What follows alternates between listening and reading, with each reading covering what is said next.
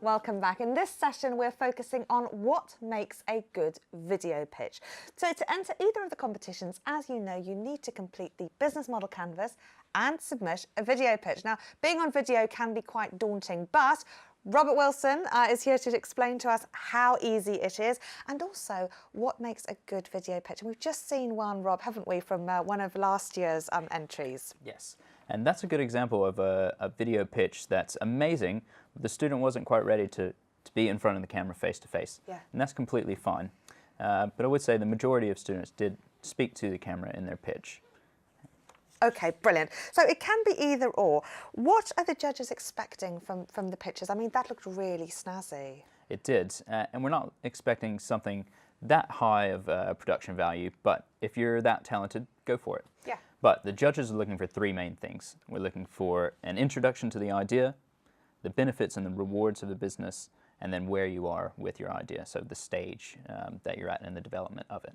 So the one thing about this video pitch is that you've obviously got to use the media to convey what you're doing. So here we've seen something done with somebody not in front of the camera. As you said, most people do speak to the camera to be able to convey that. But actually the point is not about the production values of the video or the quality of that, it's about the communication and message that's within that. Yes. But also to some extent the confidence that that entrepreneur or business owner has about their ideas and how to present those. So there are quite a few things going on, subtle things to bear in mind as well in terms of how you convey your message. Sure. You need to be able to clearly communicate what you're talking about and convince the judges how your idea creates value for your customers. That's what we're talking about when we talk about benefits and rewards. Okay, brilliant. Now you spoke about things, and three things that I'd like to focus on in a little bit more detail. So the first one was about an introduction to the idea. What are the judges looking for in terms of how people communicate their idea? We're looking for you to hook us in initially. Maybe ask a really thought-provoking question that gets us thinking about a potential solution. And then by the time we've thought of that solution, you're already presenting us with it. Yeah. So something really eye-catching from the get-go, or thought-provoking. And I guess it needs to be a very succinct communication about the idea as well, doesn't it? Sure. You've only got 2 minutes overall for the whole video, so getting your point across very quickly and in a way that doesn't make us lose interest is important. And that would require a lot of clarity about what your strategy or idea is. That's right. And a lot of planning for your video. Making a video pitch can be thought of as planning an assignment or a TMA. You need to have your plan and your practice. It's fine to read from cue cards, but don't read from a page. Keep your voice animated. I like to tell people, you're making a video pitch, think about the pitch of your voice. That will help you come across as confident if you're varying your pitch and your tone. Yeah. No, absolutely. That's really important, isn't it? Now, the other thing you talked about was benefits and rewards. How might people convey that? This is what we're talking about when we say value proposition. Right. And as I know that Carolyn just spoke about, the value proposition is one of the most important parts of your business idea. We want to know how you are creating value for your customers, whether you've come up with a new product or you're selling a service. What are the benefits to your consumer? How are they being rewarded by engaging with your business? Okay. And then how do students explain where they are at with their idea? This is very important as well. The world of entrepreneurship has many different stages, and we're not prescriptive or hold to certain definitions, but answering this question can help you decide if you're entering the New Business Challenge or the Innovation Award. Right. If you're at a point where your business is already registered, you're already trading, you're selling something, then you're definitely entering the New Business Challenge because your business is more developed.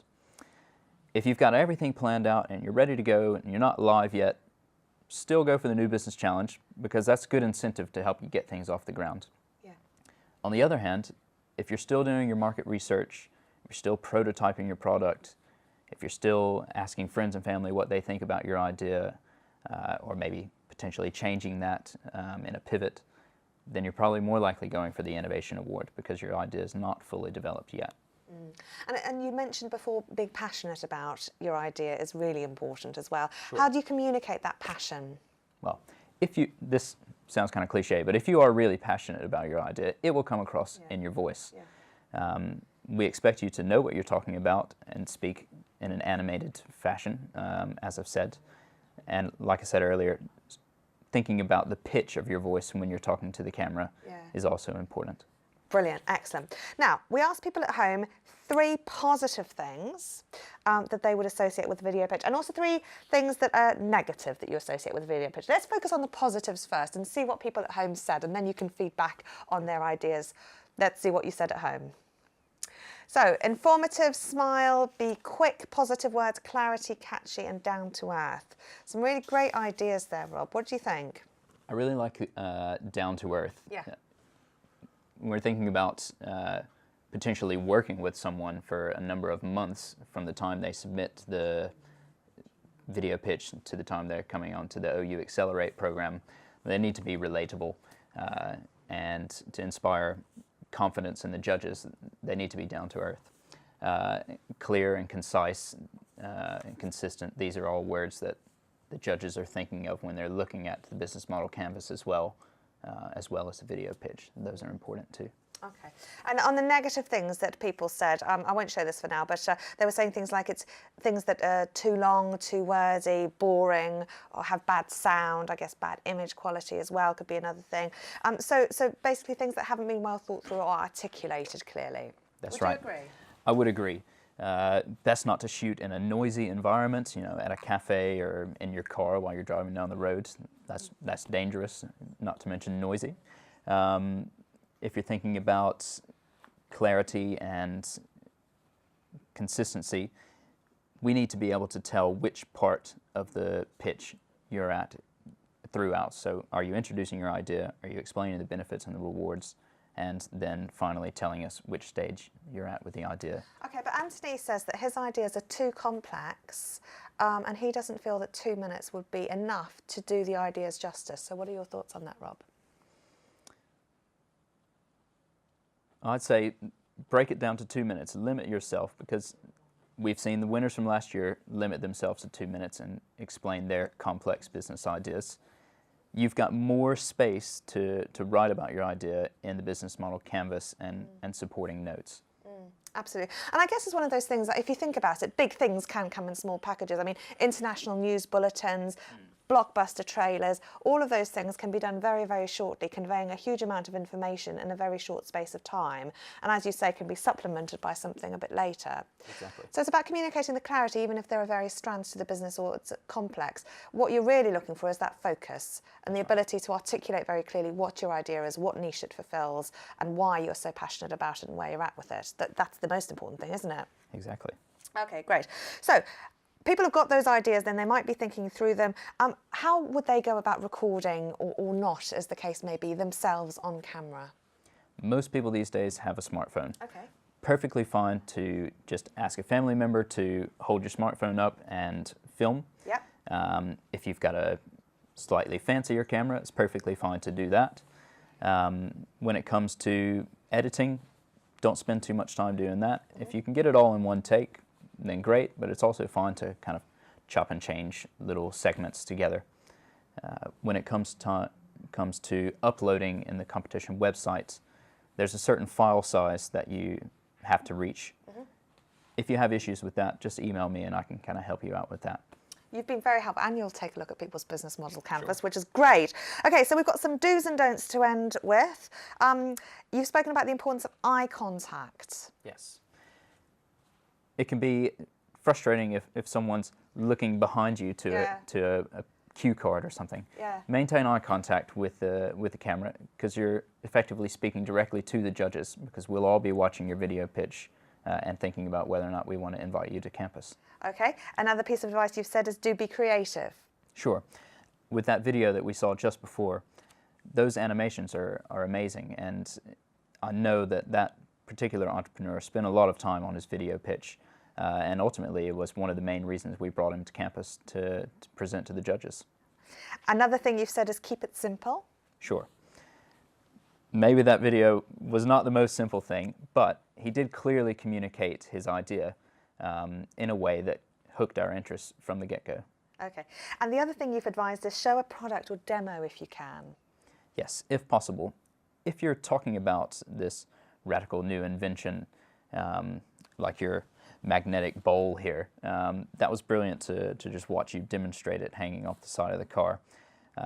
Similarly, if a student has a product to show us, do so in the video.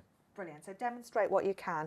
And also, one final piece of advice that I know will be very appealing to some people is shooting your video in landscape rather than portrait. Why is that? Landscape just is more pleasing to the eye on a computer screen, which we'll be watching these on.